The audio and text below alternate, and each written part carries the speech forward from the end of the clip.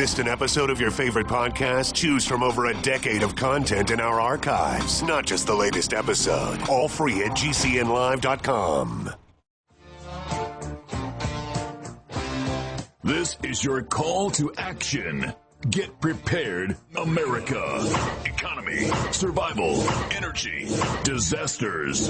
This is USAPrepares.com. Informative radio, educational radio. Interact now by emailing instructor@usaprepares.com or text at 434-390-7953. Class, please take your seats. Now, your instructor, Vincent Finelli. Everyone all set, cocked, locked? Here we go. Dial set correctly to USA Prepares. Thank you for being in class with us today.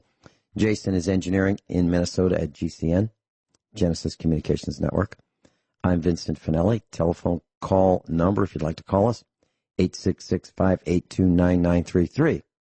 866-582-9933. And the listen line, while we're live, by Global Star is 712-770-9418. 712-770-9418. Dr. Richard Allen Miller's with us. Welcome, Rick.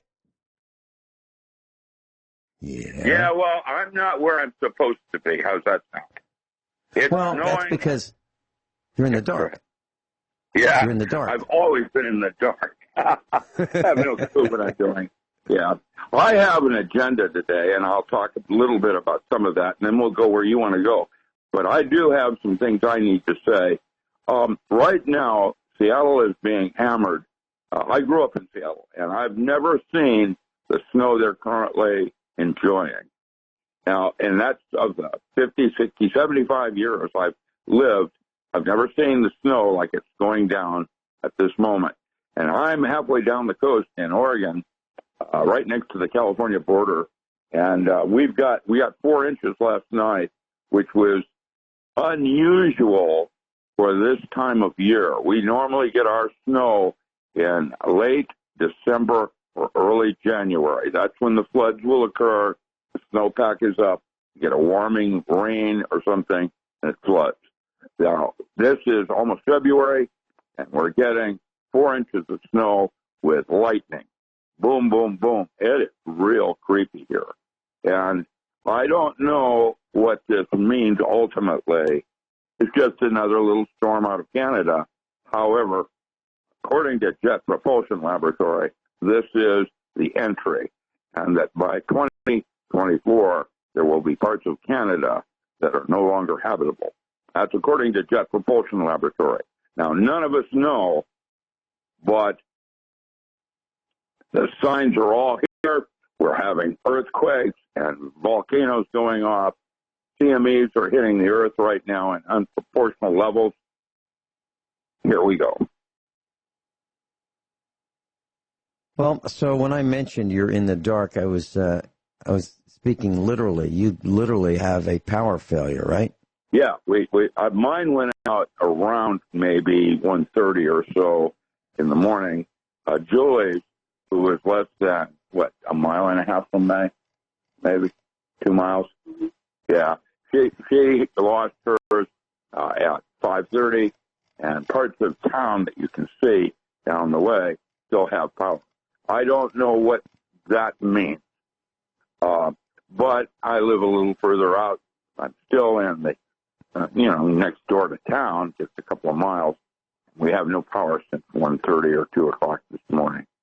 So, and of course my cell phone, I use a track phone, one of those throwaways, just like in the movies. That has no reception out where I live. So it's kind of useless where I am, except when I travel or something like that, or I'm on the road, I call for help.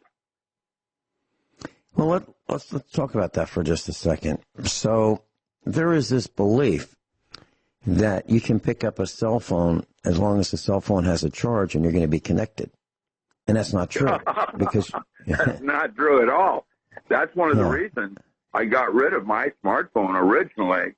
I was going to go into using smartphones because I was doing a lot of travel.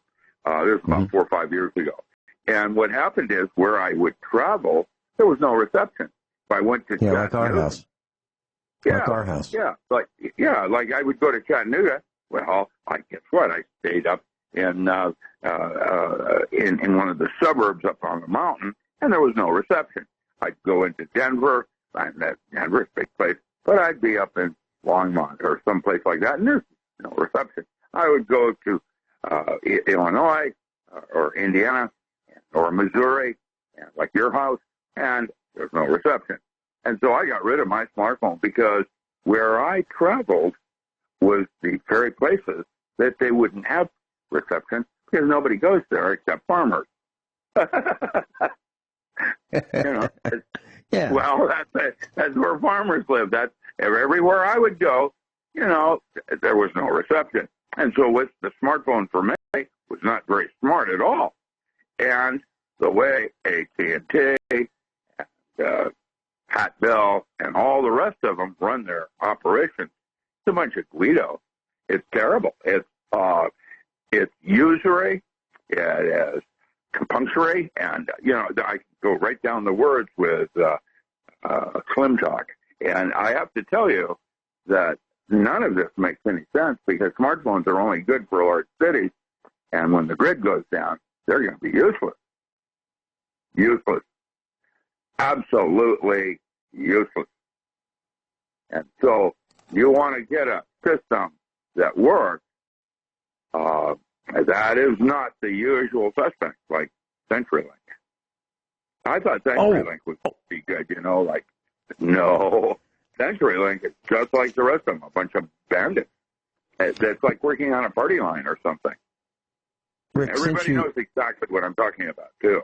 Rick, since you mentioned CenturyLink, it's time for a there you go.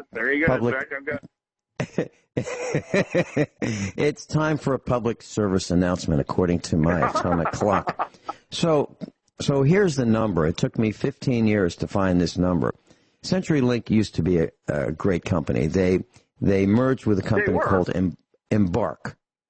15 years ago, they were excellent. I mean, I would call them up and congratulate them because they were so good.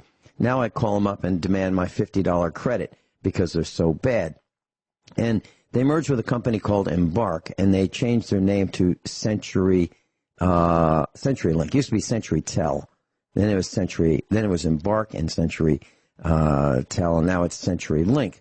Well, since they've improved by gobbling up another phone company, their service has gotten awful. So what I do now is when I'm on the air and I get disconnected, or if I try to broadcast as I did this week, and the internet was down and I couldn't get on, I just write down the time that it's down. I call up to find out when it's going to come back. And they tell me, and then it doesn't come back then. So I then call with my landline, this number. Now, I'm going to give you the number, and you need to write this down. This is the secret number. This is the number that will let you talk to the loyalty department, and they can give you credits that the other guys cannot give you. The other guys might give you $8 or $10. This is the $50 telephone number, and that's what I suggest you ask for if you have a bona fide failure. Okay, here it is, 866-270-7498. 866-270-7498. So I called yesterday. Had another failure this week. I called yesterday and I talked to a young man, and I said, I'm calling for my $50 credit, and he said, well, I want you to call the technical people. And I said, no, I'm not doing that. I've already reset my router. I talked to the guys in the Philippines. What they tell me is, oh, I'm sorry about that. Let's reset your router. It's 45 minutes by the time I go through all the prompts, all the buttons I have to push, all the waiting, and then they tell me, you're right, it's down. I'm not doing that. So I'm not calling tech support. I'm telling you that I called the 800 number, and it says there's an outage in your area. It's not me. It's widespread, and I want the $50 credit now. And so he said, okay. And I said, by the way, he said to me, what can have I done everything necessary to earn a perfect score when you get your survey about the quality of this response on this telephone call that I placed. And I said, well, let me ask you this. He wanted to know if he would get a perfect score so he can get an attaboy or pat on the back or maybe let him keep his job for another week. So I said, well, you know, when I had a job years ago, I would the annual performance review time would come up, and I would give my guys that reported to me the annual performance review. And I said I would hand it to them, and I would have a copy. And I said, I'll tell you what, fill it out tonight, and we'll get together tomorrow, and we'll compare notes. We'll compare your self-assessment of how you did over the year, and I'll compare that with mine, and I'll see how it works out. And I said, so how do you think you did? He said, well, you know, I could have done this better. I could have done that better. And I said, oh, well, I actually thought you did better. I thought you deserved a 5 out of 5. And he said, oh, interesting. And I said, but you know what? Every time I've done that with the employees that reported to me, they knew their mistakes. They knew where they messed up. So they always rated themselves lower than I rated them. Interesting, isn't that? And I said, you did the same thing. But I'm going to give you a 5 out of 5, but you know, I'm looking for my $50 credit. And last thing I said to him was just one quick other question. Have you seen an increase in call volume to the loyalty department? He said, yeah, we have. And I said, well, I'll tell you why that's happening. He said, that's because I give out your phone number.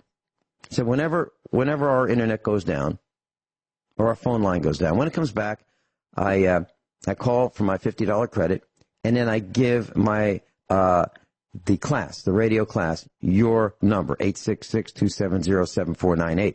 And I tell them how it works. So you're welcome. And so he said, I wrote that down, and he's going to tell his supervisors.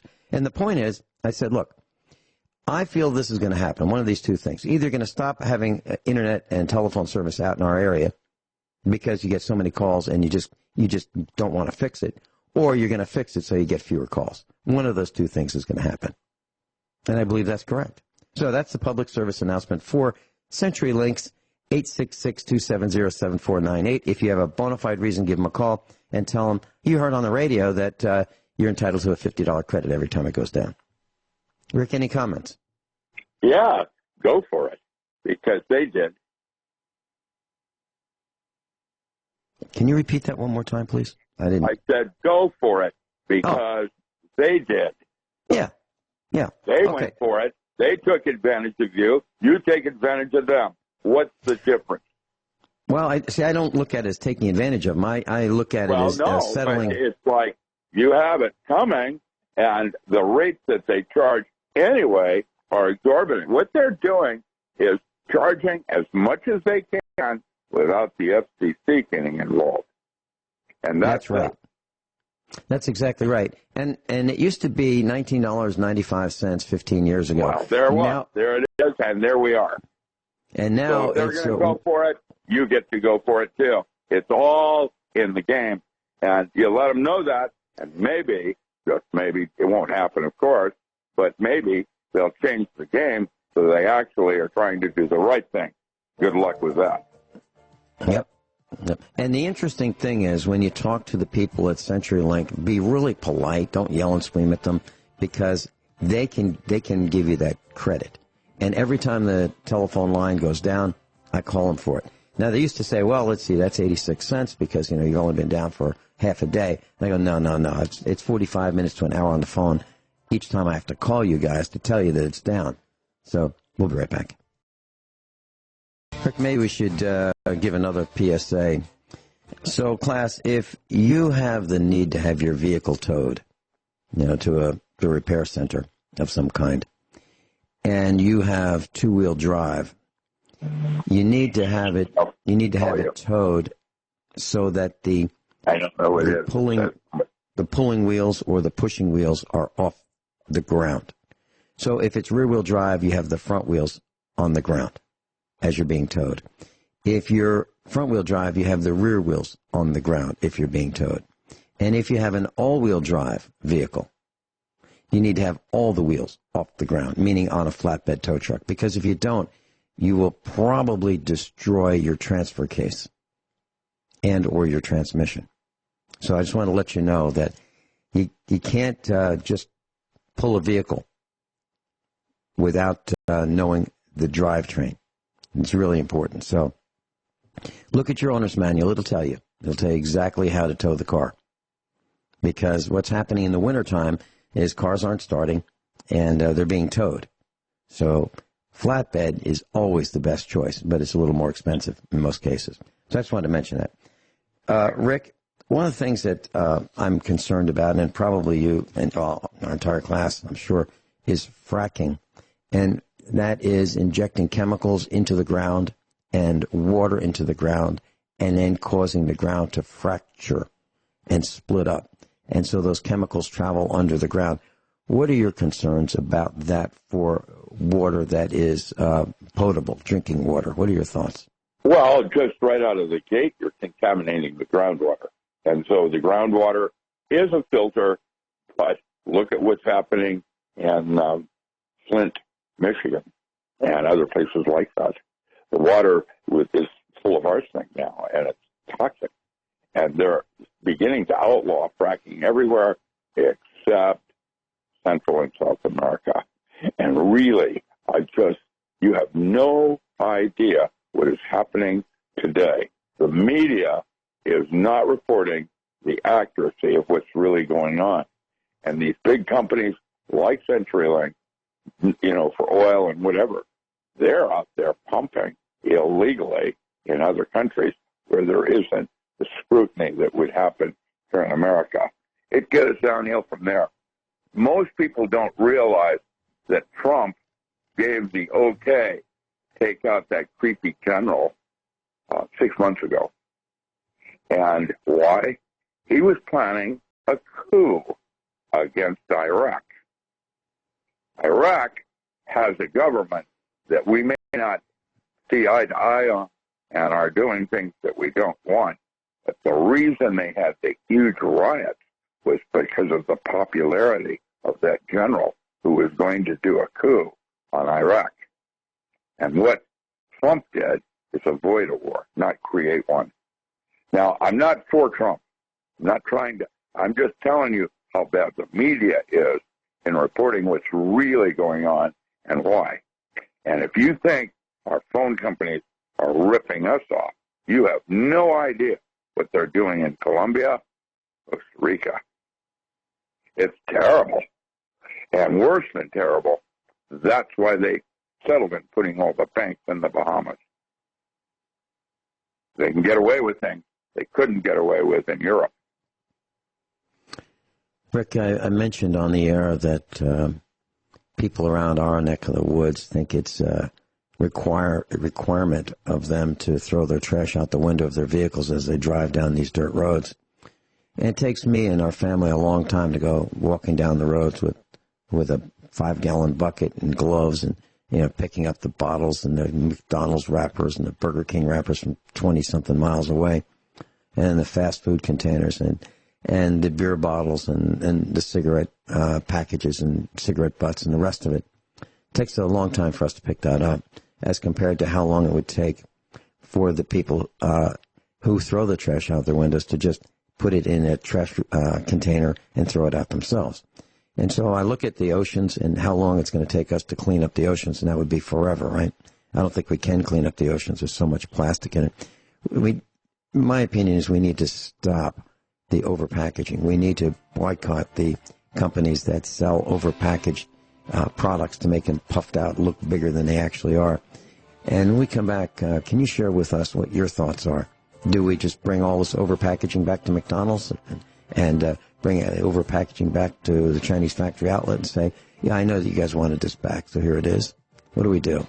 We'll be right back. Dr. Richard Alan Miller's with us.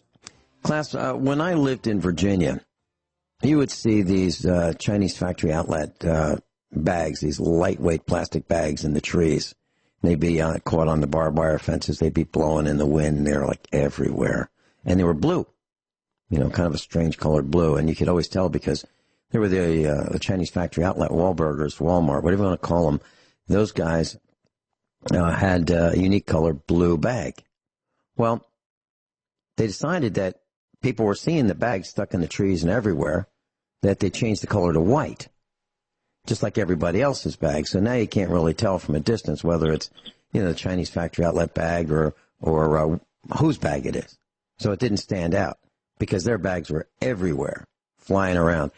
So what do we do, Rick, you have any thoughts on what do we do about this overpackaging and plastic everywhere? That's better living through chemistry with DuPont. And that's where DuPont made his fortune under Rockefeller, was in plastic and overpackaging. Now, plastics today are usually the so-called option that you have between paper and plastic is that the plastic is made from rice hulls that will theoretically break down. I have never seen anything like that break down. In the state of Oregon, there's now a timetable set for them becoming illegal. And so what Walmart has done, come out with thicker, heavier, reusable plastic bags that absolutely will not break down after the sun is gone. And you can, in Safeway or Albertsons, you can buy these boxes that are like mailboxes that I use when I go to the post office every day. I usually have 7 or 8 things to go, and so I have a mailbox that I carry that they give me for, newsletters and or other things like that where you're doing a large mailing. Those boxes are what our future is. And what I do now is I have what are called green box bags that I have gotten from organic stores like Trader Joe's or whatever, where you can bring the bag in with you and you can carry things out. Now, the reason I like them is because I can carry more with less baggage. That means I can load them up and I can carry 3 bags worth of groceries in one single bag in one arm. That means I can carry 6 bags, what would normally be 6 bags, one in one bag in each arm, 2 bags. And I particularly like the green bag because I feel I have control of my plastic usage.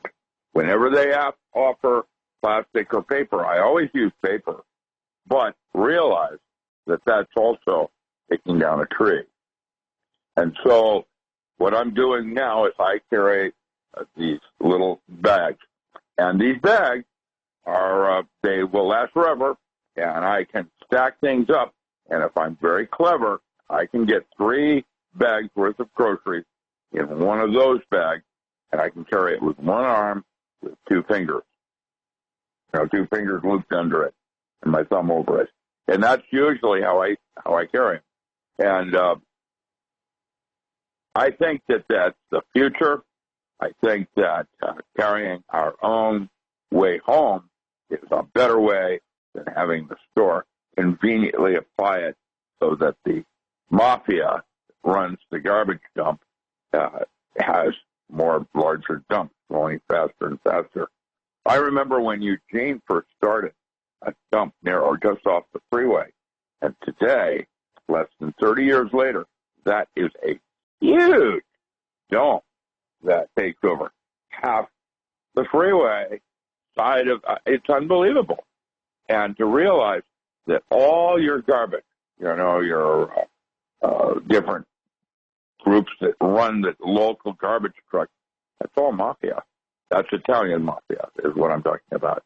That's what they went into, just like the Russian mafia went into long haul and dispensaries, and the Mexican mafia went into da-da-da-da-da. There's a tangent here.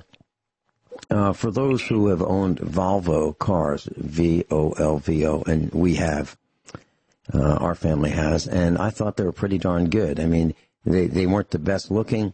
They didn't have the best performance necessarily, depending on the model, but they were a solid 9 all the way around. Durability was great. Serviceability was great. But something happened to Volvo, and they were forced between 1978 and 1985 to use biodegradable materials in the wiring. So what would happen is you'd have a bundle of wires to run from the front of the car to the back of the car for tail lights, brake lights, different accessories, and then you'd have your headlights. Well, and the engine control wiring. What they used was an insulation that was biodegradable. And what happened is the insulation over time would just flake off the wires. So you'd have a bundle of wires, and as long as it stayed put with a jacket around it, it would probably be somewhat okay. But if it jiggled a little bit, the insulation would flake off, and the wires would short, and you'd have to put in a new wiring harness, which is like, I don't know, $1,000, $2,000 for wires, because of the exact opposite, designed to degrade over time quickly. So if you have a Volvo that's a 1985 through, 78 through 85, that is a problem you will have, for sure. And I know that Mercedes has done the similar things, because I've noticed their wiring harnesses degrade. So in the headlights of a Mercedes, let's say in 1996 through, maybe a 2004, the heat of the headlamp in the headlamp assembly dries out the elastomers in the plastic, and the insulation flakes off. And then the wires can short. So we're going to have problems with that. That's going in the wrong direction. But at the same time, we've got Starbucks and McDonald's and Burger King, and we're just piling up the trash everywhere. And it's nuts. It's outlawing straws. I like that example. Well, I think we should be reasonable, and people who go to Starbucks and who are eco-warriors need to realize that they are the problem, okay, or part of the problem. Because on one hand, they can say we need to protect the environment. On the other hand, they take a takeout cup of coffee with a lid. Why? Why not have that coffee at home? Forget Starbucks. Really, forget Starbucks. You don't need to go to a coffee shop to have coffee. You really don't. So, Rick, we talked about fracking. And is your concern that if this continues, we won't have much safe drinking water? Well, any of this that we've talked about, the phone companies, the automobile industry, the fracking, all of it has to change, or we're going to lose it. And it's a question of convenience and the simpleness, the Simpsons, and watching TV. But we need to do complete lifestyle change. Everything that we do. A lot of us have been taught that Freon is damaging to the ozone layer. And I'm not going to challenge that. I'm just going to say I believe it. Well, if we have appliances that use refrigerant, and if we have appliances that fail after a few years, like 5, 6, 7 years for refrigerators and freezers now, what happens to that refrigerant? Does someone come and withdraw that refrigerant and reuse it and clean it up, filter it? I don't think that happens as often as we'd like to think it happens. Yeah, your heating and light, all those power things outside the house are using all kinds of creepy chemistry. It's technology went in wrong directions, and now for convenience, like 5G, you can charge on the fly. By the way, there is no 6G, so there will never be. That 5G is where it's at, unless, of course, you're in marketing, in which case 5G is 5th generation. So back to the Freon for just a second. Let's put this in perspective. So I would say that close to 100% of the refrigeration devices, when we have a refrigerator that's filled with a Freon, for example, when it's new and it fails, we just get a new one. So when that refrigerator ends up in the landfill or recycled, lots of times that Freon leaks out, goes right into the atmosphere. Most likely you can count on it. Yeah. So darn close to 100% of the Freon that went into those refrigerators and freezers and compact refrigerators and ice makers and so forth almost 100% of it goes into the air at some point in time. And the same thing happens with automobiles. So if you have a front-end collision and you smash that air conditioning condenser in the front of your car and the Freon leaks out, you've lost all your Freon. So how many cars would you say lose all their Freon? I would say all of them over time, because there are rubber hoses that fail. There are seals on the compressor that fail. There are O-rings that fail that join metal parts and plumbing of the refrigeration together for these automobiles. So how many times do you go to the shop and say, my AC's not working? And they go, yeah, you're low on Freon. That's because your Freon leaked out. Where did it leak out to? The air. So how much of the vehicles, like all of them, all of the refrigerant ends up going into the air? If you think we're bad, imagine what's going on in China. Yeah. Imagine what's going on in Colombia. All right. Since you mentioned China, I've purchased a set of headlamps for my 2004 Chevy pickup truck. It's a plain Jane work truck. Rubber mats, crank up windows. It just has air conditioning. It doesn't even have tinted, dark tinted windows. It has two little bucket seats, but they're not even bucket seats. They're like a bench seat, but the middle's cut out. I mean, they're not that great. Well, I bought two headlights for this replacements, and they were made in China. And so they were shipped here, and I put them in, and I tapped on them to see how securely they were held in place, and both sides popped out. So I pushed them in, they popped out. Pushed them in, they popped out. So I got a flashlight, and I looked at why. Well, the hold-down clamp was not manufactured properly in the mold that made the housing of these lights. So I contacted the seller on eBay, and I said, here's what's wrong. And he said, well, what's the make, the model? Just, make sure I've got the right headlight. So I've got the right headlight. Here it is. And I said, so I can fix this. I can glue these permanently in place, and they won't fall out. But I'll never be able to take them out again. So what he offered was a reduced price. And then I filed and shaped, and finally I got them to fit. But it took 2 hours. That is China. That's the kind of thing that you're going to experience when you buy cheap Chinese junk. Okay, we're back, and it looks like there's another number to call for USA Prepares. I'm trying to see. Hey, okay. All right, I just dialed it, and you can hear me calling. All right, let me give you that number. It's been changed in the last couple of days.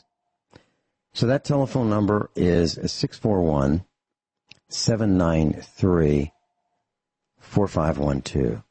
641-793-4512. That's the telephone number for the telephone listen line at Global Star. Okay. Rick, we were talking about so many things. One of the things that has come up is sinkholes. And you can drive around Florida, and all of a sudden the road just opens up and cars just fall in. And it's not just Florida, it's New York State and New York City. And we bore holes in the ground, trench holes in the ground, and then we put pipes in them, and the pipes break, and then the water lines leak, and then they cause sinkholes. What about natural sinkholes? What are your thoughts? Is this something that we're going to see more and more of as well? Well, yeah. I mean, that's what's happening. The Earth is expanding. It literally is 1/5 fatter today than probably 400 years ago. It's actually expanding. What does that mean? Well, it means that the Earth is starting like a loaf of bread. That's a good way to look at it, with lots of little holes and crevices that are bigger and bigger, like caves, caverns, and Middle Earth. And that's the way to look at it, because the Earth is expanding because of the kinds of radiation that we're now receiving from the sun, causing the Earth to have volcanoes go up. And as they do, It moves the plates around. And that's next. The thing that concerns me more than fracking, CenturyLink, and any of it are the nuclear power plants on the New Madrid fault line. They're all leaking. And they all take a minimum of 1 year power down. You know, we were talking, you and I did some broadcasts on doublespeak. And here's an example. There was an alert that there was a nuclear plant failure. And then there was a retraction. That no, that was a mistake. And no abnormal radiation was released. Now, that's the doublespeak right there. Abnormal meaning beyond normal, which is also unacceptable. Mm-hmm. Yeah, and what they're saying is, well, if you read between the lines, well, yeah, we always, or usually, or typically release radioactive material into the air, or into the water, or into the ground. You're talking about that alert that happened last week.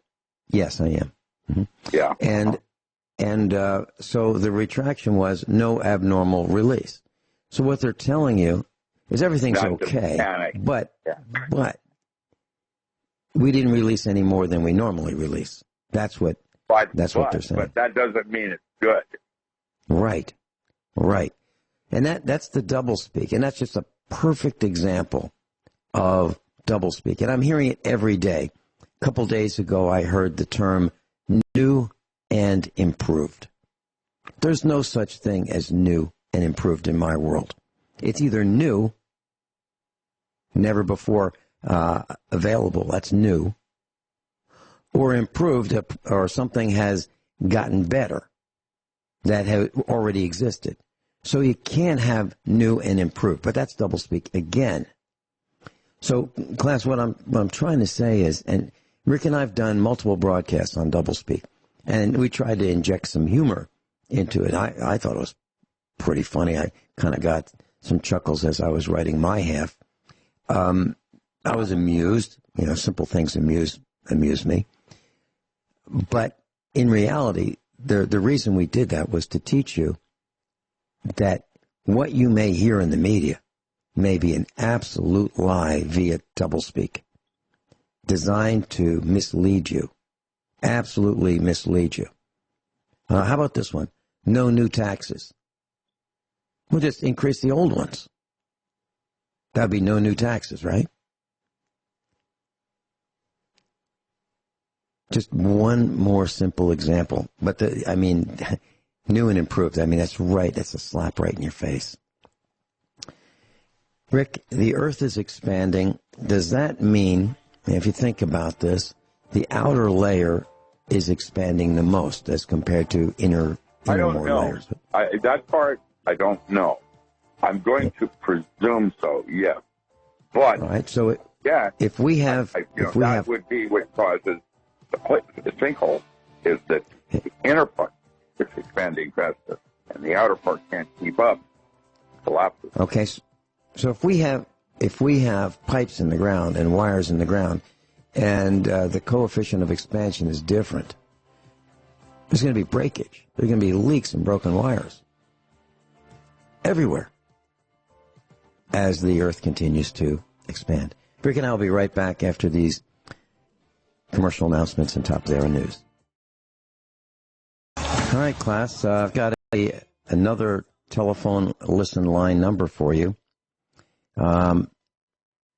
This one I just tested and it works. 641-793-4512. And that, repeat, 641-793-4512.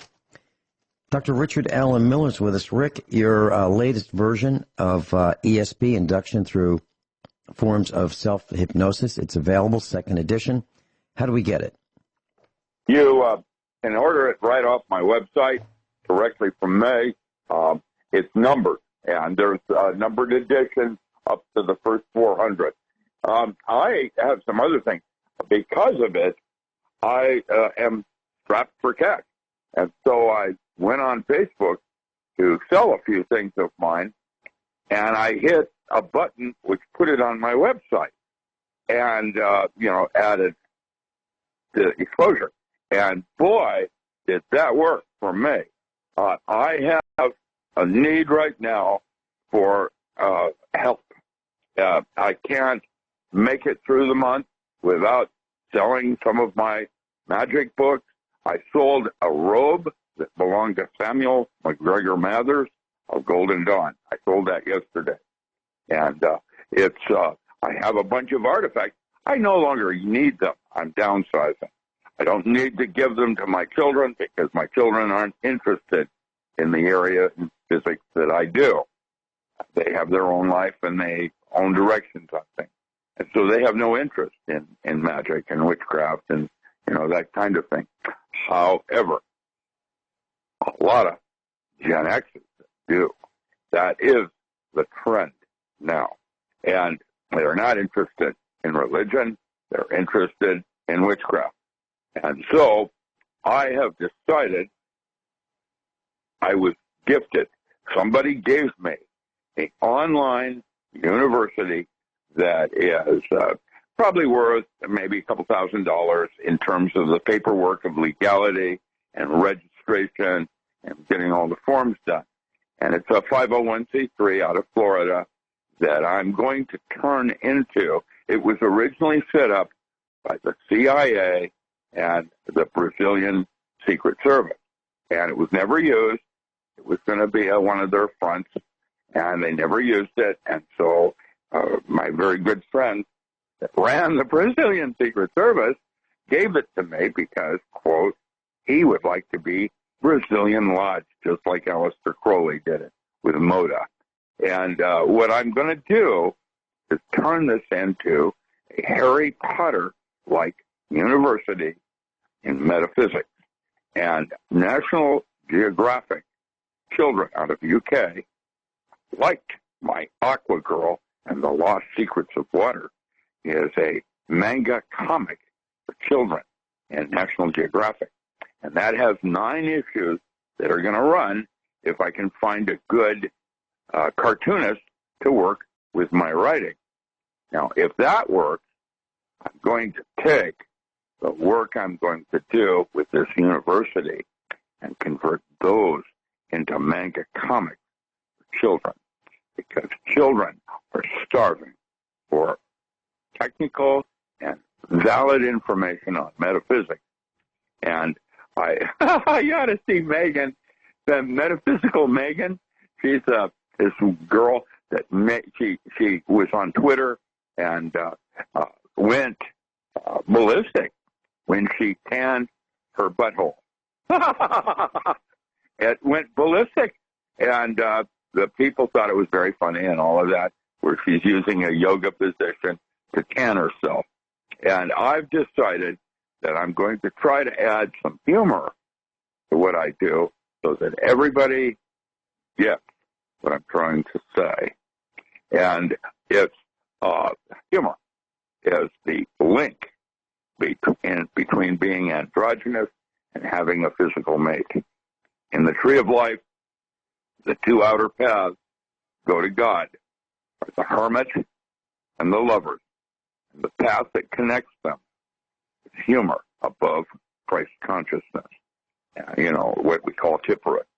And what I'm going to try to do is move man into the next level of physics, which is, I'm going to suggest, altered states of consciousness, the laws of physics change. And what I'm doing right now is attempting to map where one state begins and the other ends as tools in a toolbox, trying to get a better definition like ESP and hypnosis, guessing, and being above statistical inference. And the children of our earth right now are starving for this kind of relationship, and we're failing miserably. And so I'm going to orient this school towards special children that want to go beyond physics. and meta means beyond. And so metaphysics is beyond physics, where you go beyond the physical plane. And it seems that it's timely. Everybody gets what I'm trying to say. And I've now figured out how microdosing with mushrooms has changed medicine maximally. Basically, when you take a mind-altering like mushrooms, psychedelic mushrooms, these are basically toxins that have chemistry that look very similar to neurotransmitters. They're slightly different.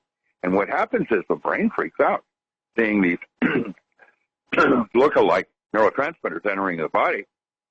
They overproduce in the brain of the correct neurotransmitter. But it turns out psilocin and psilocybin, mushroom-like chemistries from the brain, are resonant cavity oscillators that dialogue with subtle bodies outside the physical body. We know about this from Sikhism and from Eastern religions where they talk about qi. And qi is structured water in a microtubule that actually physically leaves the body at the moment of death. It's a subtle body. The thing is, it takes placebo, 10%, your mind's eye, and is closer to psyche and to matter. By releasing these neurotransmitters, you now have placebo activating at 60%. And imagine what happens when we start teaching our children these concepts. Well, it sounds like placebo will become medicine. Well, that's what it is. The body heals itself. Mm-hmm. It takes care of it. Once you know where you're going, the body automatically tries to fix it right out of the gate. And what's what a happened? Great idea. It's one for this century. It doesn't mean it's going to be the end all of everything because, of course, nothing in physics is static. It always is in change. The laws of physics change every 20 years. And my theory is going to suggest there will never be a theory of everything.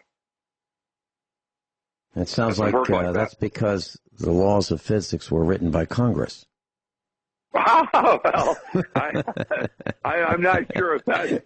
I'm not sure I'm going to go that far. But yeah, the double speak of triple.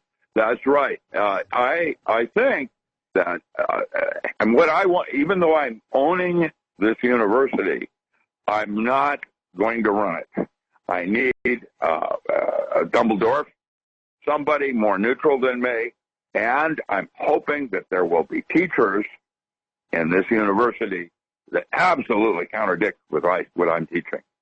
I want that diversity because that's correct balance. I know I don't know. And Rick, while I may have... Will you be offering degrees at this university? Absolutely. Mm-hmm. And so what degrees do you see? I've sent you some information on this already. What did you think about that inner city metaphysical school in high school? I did not see that. I you did not see that? Okay. When I get power back on, stay tuned on that. I will send you that video. You must post it, Vincent. It is the funniest thing. It's a couple of blacks running a high school in metaphysics in the inner city zone, where their budgets aren't quite as good as the ones I hope to have, etc. The Oxford and so on. I have, believe this or not, I have an Oxford professor emeritus using my model right now in his studies with mushrooms.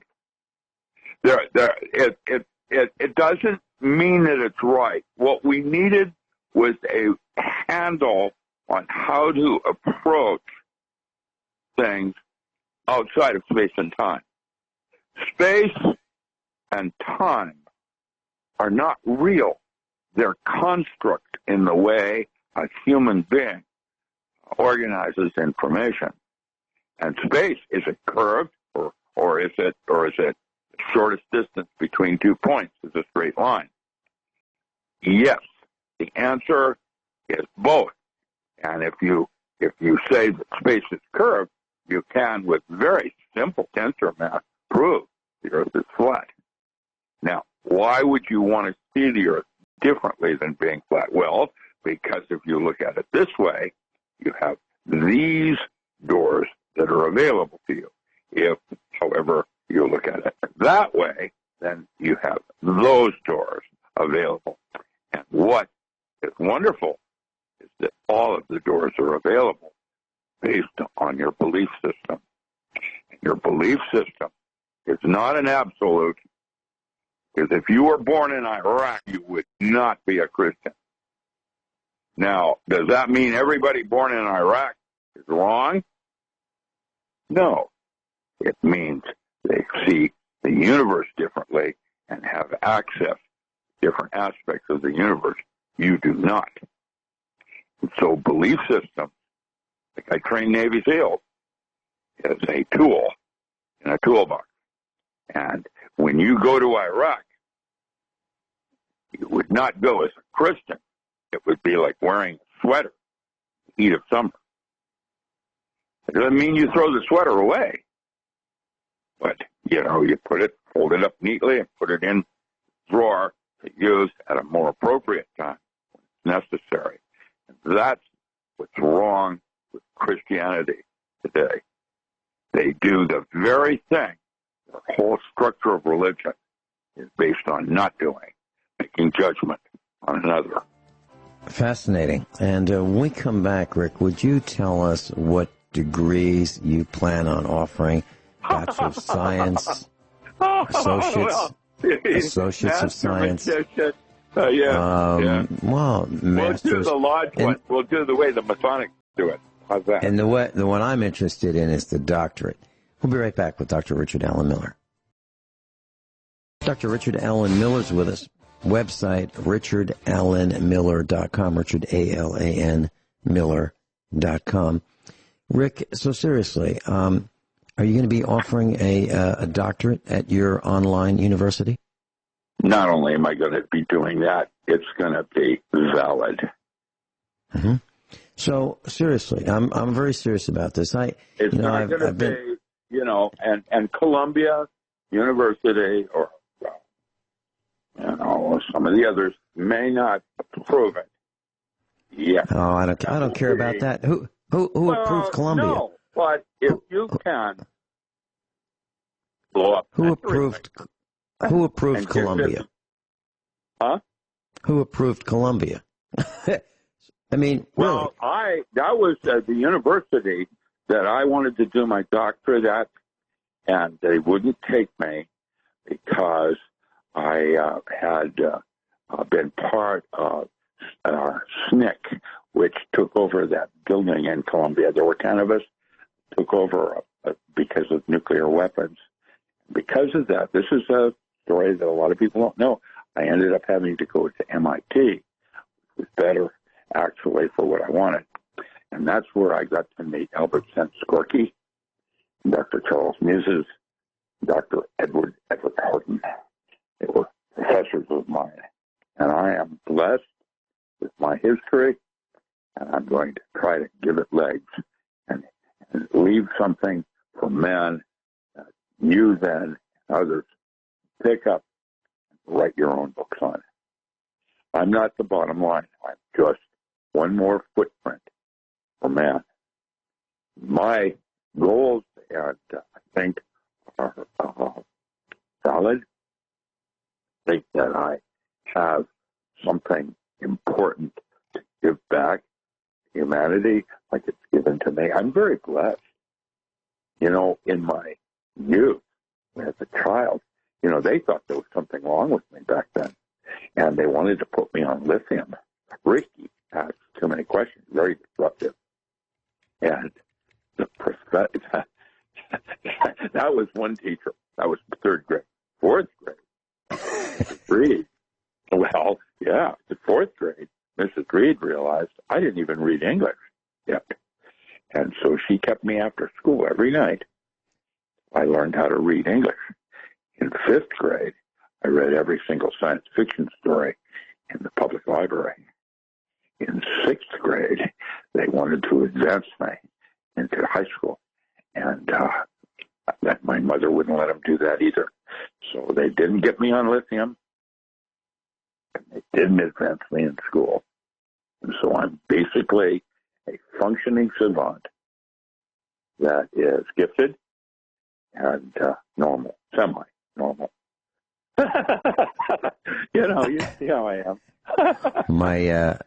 My wife was unpacking some materials from the move, and she pulled out my 4th grade report card, and my son was reading it, and he got a real chuckle out of it. Vincent asked a lot of questions. Vincent asked too many questions. And, Vincent is improving slowly. is being a little less disruptive. We must have had the same teachers. So, did you meet Abbie Hoffman? Did I read Abbie Hoffman? No, meet him. I had him as a student in a course I taught with Peter Coyote, and I've been very blessed in my history. Yes, I'm familiar with Abbie Hoffman. That's really neat. Now, so Abbie Hoffman was an activist, and some might say he was a social activist, an anarchist, now and a revolutionary. Now, he formed the Youth International Party. But Abbie Hoffman, when we say anarchist class, that doesn't mean rape, pillage, plunder, steal. Doesn't mean any of that. Anarchy means without a leader. That's what it means. It's not used that like way. Robert Anton Wilson, Bob Wilson. All hail Eros. All hail Callisti. Chaos rule. Mm-hmm. And yesterday I heard this commercial. I heard a portion of it. It was so cool. GCN aired a double speak commercial. It was brilliant. In class, if you go to the archives and you listen to about 10:50 on GCNlive.com, you have to do it on GCNlive.com because the commercials are there. We're talking about Abbie Hoffman, Abbiehoffman. His full name was Abbott Howard Hoffman, 1936 to 1989. He was an American political and social activist, according to Wikipedia, and he was a revolutionary. He co-founded the Youth International Party. He was a leading proponent of the Flower Power movement, and he was arrested and tried for conspiracy and inciting a riot as a result of his roles that were involved in protesting that led to violent confrontations with the police during the 1968 Democratic National Convention. And his group was known as the Chicago 8 and ultimately became known as the Chicago 7. And he was an activist into the 1970s, and he's an icon of the anti-war movement and the counterculture era. He committed suicide by a phenobarbital overdose in 1989. So, Rick, additionally, Abbie Hoffman, there's another article about Abbie Hoffman, and it says, Abbie was a real outlaw. He was always into doing something illegal, whether it be the Weather Underground, blue boxes, counterfeit watches, or coke. He was an honest, principled, all-around dude who never ripped off anybody except the establishment. And that's what I remember of Abbie Hoffman. I never met him, but I am aware of some of his work with blue boxes.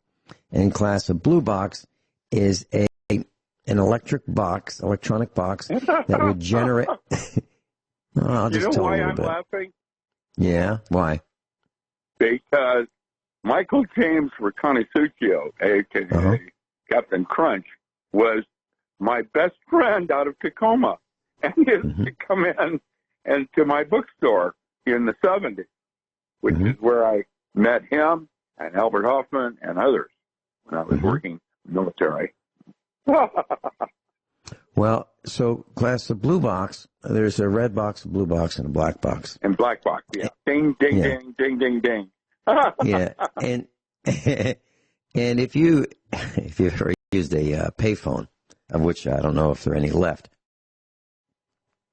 if you had one of these, they're called TARDISes now, time travel machines. Yeah. if you had a red box, it would generate the tones. So what would happen is you'd pick up the receiver, put a dime in the slot, you'd be connected to the operator for a long distance call, and the operator would tell you how much the call is, and it might be 75 cents for the first 3 minutes. And if you had a red box, what would happen is you would hear these tones in the background each time you inserted a coin, like a quarter. And a red box, you'd have a little button, and you'd push this button once, and it would generate the same sound as a quarter being dropped into the coin box. And the operator would listen. That's 1 quarter, 2, 3 quarters, and then she'd connect the call. And that was a red box. So all it did was generate the same tones that the computer would generate when you drop the coins into the slot. That'd be a red box. A blue box was a little different, but it generated 2 tones simultaneously, and it simulated the computer's routing of your call. So you could, someone could call an 800 number and then use a frequency, which I won't tell you what it is, that would disconnect that or blow off that 800 number. Then you had a clear path to dial any number you wanted, and you could call anywhere in the world for free. And that was called a blue box. And some people experimented with blue box, and I think they got caught and maybe arrested because they would call, let's say, England from somewhere in the United States. And they would use the code to select the undersea cables, of which I believe there were about 12 to 24 trunk lines to England or Europe. And back then, I'm talking in the 70s, back then, you'd have to, if you wanted to make a call to Europe, you'd have to call the international operator, say, here's the number I want to call, and then when a line became free, you could call that, the operator would call you back and make the call connection. But if a person had a blue box, they could jump right to the front of the line and call England, like a payphone in an airport. And then they could blow that off and come back on another undersea trunk to, let's say, New York or somewhere on the East Coast. And then they could blow that off and go back to England. And one person with one of these boxes could literally tie up the entire world's communication between the United States and Europe. That's why the phone company had such a problem with it. So Abby Hoffman was at the forefront, I believe, of blue boxes and red boxes. And is that right? He got that from Michael James Riconoscuccio. Yeah, and Michael is currently in Leavenworth, and I'm in contact with him. If anybody wants to the original Captain Crunch, there he is. And I forget why they called him Captain Crunch, but it had to do with Cracker Jack. Oh, Seriously. Okay. It's a long story. But those were interesting times back in the 70s when, and what happened was Bell Telephone, the corporation, was so proud of their engineering that they published it and they patented it. So someone who was inquisitive, such as an Abby Hoffman, could just go to research the patent and say, oh, here are the frequencies that are being used. Here's how it works. Oh, that's not so hard to make a sine wave generator. That's not so hard. And that's what happened. So you had people. Generator, what it's called. Yeah, signal generator, right. And that's how it happened. So those were the. Yeah, now we have the dark web and we have Google. And Google, yeah. I'm at war with Google, man. Oh, man, if you think Amazon's bad. I don't use Google. We're up against. It's really creepy. And to realize Most of it is no longer human. Yeah, I don't use Google. I use DuckDuckGo, DuckDuckGo as a search engine. Rick, what is you mentioned witchcraft. What is witchcraft to you? Well, in American tradition, it would be the American Indian.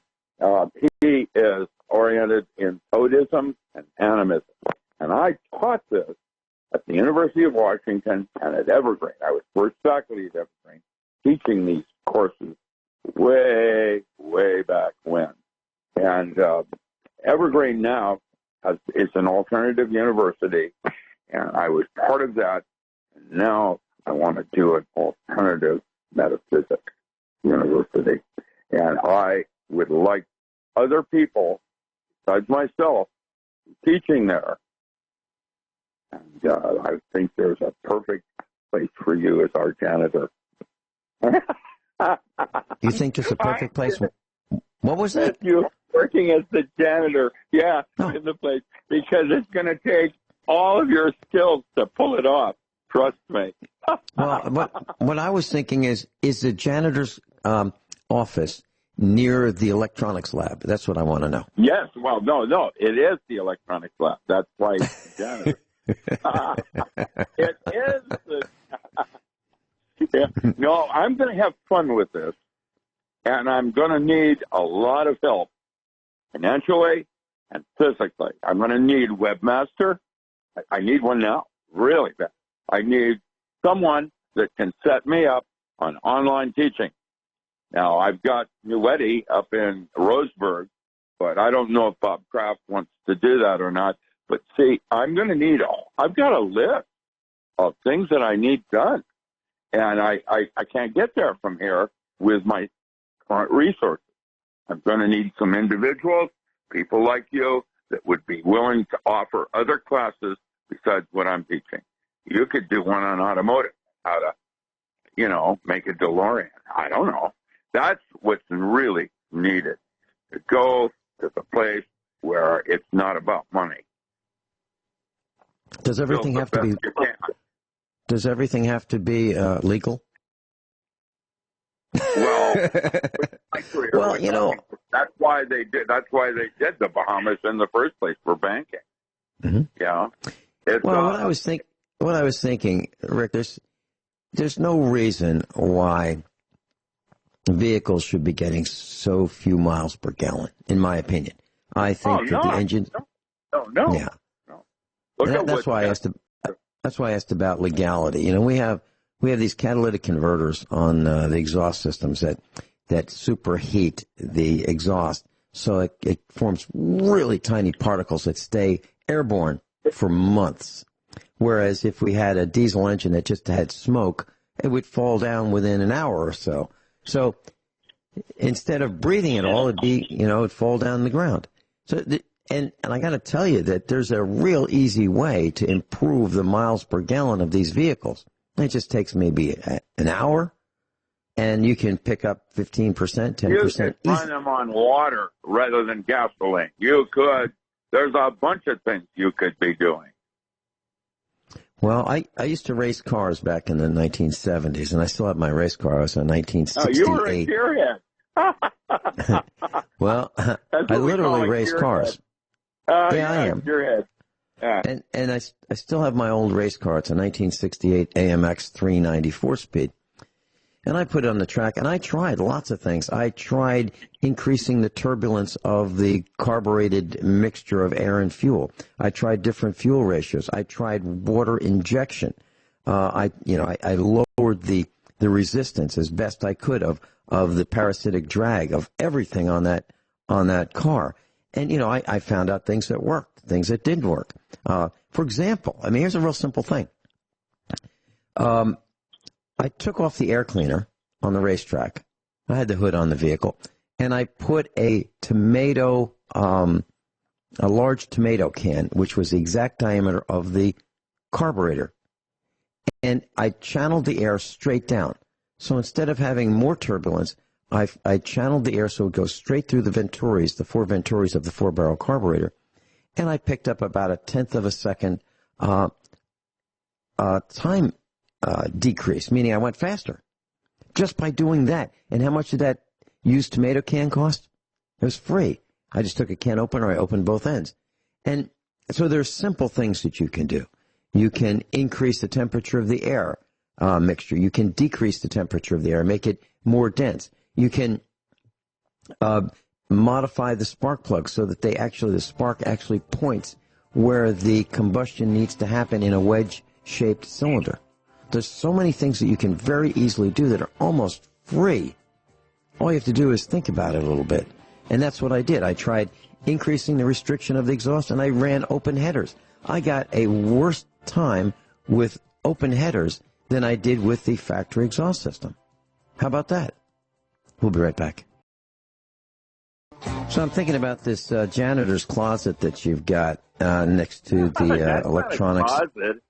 It's going to be the gun. It's the gun port. It's going to have its own. Design it the way you'd like it, Vincent. Yeah, I'd like it to have an automotive. I'd like it to have an automotive shop. I'll tell you why. So, Rick, I worked on a car, and I don't really want to say which model it is, but it gets about 24 miles per gallon, up to 32 on the highway. 32 on the highway. That's reported miles per gallon. It's a 3,600-pound automobile. And you can buy them. They're available. And so I tinkered with it, and that darn thing gets 47 miles to the gallon on the highway. Why is that? Why was I able to do that when right out of the gate, right from the dealer, it gets 32 on the highway? So we could all save a lot of fuel if the engines were tweaked. I don't want to say exactly what it is. But I didn't, I didn't take the catalytic converters off. They're still on there, and it still worked fine. And the miles per gallon is great. I love it. But with the computer controls, I don't know if you can do these things anymore. It has to be an older vehicle. So that's the kind of thing I'm interested in. More efficiency. And so if I were you're part going of to make all the road warrior vehicles for us. And we're going to have special wheels that have knives that come out of the wheels, cut other tires apart, that kind of thing. Well, I'll tell you what. Why don't we just incorporate lasers? Maybe 100 watts lasers into the sides of the vehicle. So you just hit the button. Spirit of it now. Now you're getting the spirit of it. That's right. Yeah, so just hit the button, and the guy next to you just has a flat tire. What we're talking about is applying technology to The Walking Dead. That's what we're talking about. Yes, there we go, and you get a degree for that. So what I would like to do is earn a doctorate based on a lot of my experience. That I've got notebooks of a lot of things that I've done. So based on my research, experimentation, innovativeness, and inventions, use that toward my doctorate. We'll probably you on the merit of how many skills that you've got on your deck. How many human being little X's that you have on your kill ratio. That'll probably So I called up Walmart. And I told them I was interested in applying for a job. And they said I had to come in or go online. I said, I don't want to do that. I want to talk to somebody. And they said, no, you have to do that. And I said, well, you don't have to talk to anybody else. I'm your guy. I can do whatever it is you've got. I can do it. I can push the carts. I can be a greeter. I can sell tires and batteries. And I can be the technician, under the car. Yeah. I can fix your microwave system. Yeah. And so they thought I was kidding, and then they thought I was real. So when I go to Menards, I want to apply at Menards because they're now hiring. I want to apply there. I want to see what happens. I want to see what happens when they ask me what I'd like to do. And they're probably going to have the janitor. That's what I figured your Well, or the maintenance, the one that's or the on maintenance site when everybody else is gone. Yeah, or the maintenance guy. I could be the maintenance guy. Well, the one that keeps everything running. Yeah, yeah. So I'm really interested. You know what I'd really like to do is I'd like to video that and put it, on the internet. Vinny goes to. I have that video. I told you I'm going to send you. As soon as I'm going to go home shortly to my home. Julie's already got it packed up. And I'm going to try to see when we get the internet back up. I'll send you this video. I'd like you to place it so that everybody gets it because the visual on it is wonderful. It's one of those metaphysical schools that doesn't have the budget that normal schools have, and so they have to have a little inner city metaphysical school. I'm just imagining. You're going to love it, Vincent. You're going to love it. You're going to love it. And wait till you see Metaphysical Megan, man. Check her out. I did. Metaphysical Megan. I did, and I think she is disgusting. She's out there. She's out there tanning her rear end, and she's like she's and she's right up there with Gwyneth Paltrow. And by the way, did you order your Gwyneth Paltrow scented candle?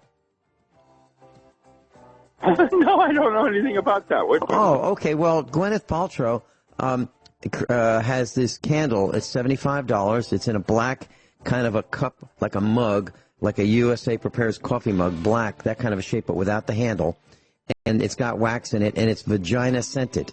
And they're only $75, but they're sold out. So I'm not kidding, Rick. I'm not kidding. So we're going to compete. Have fun with this. We're going to compete. We're going to compete with her with our bovine scented candles. Down on the farm scented candles, Black Angus candles. Rick, thanks so much.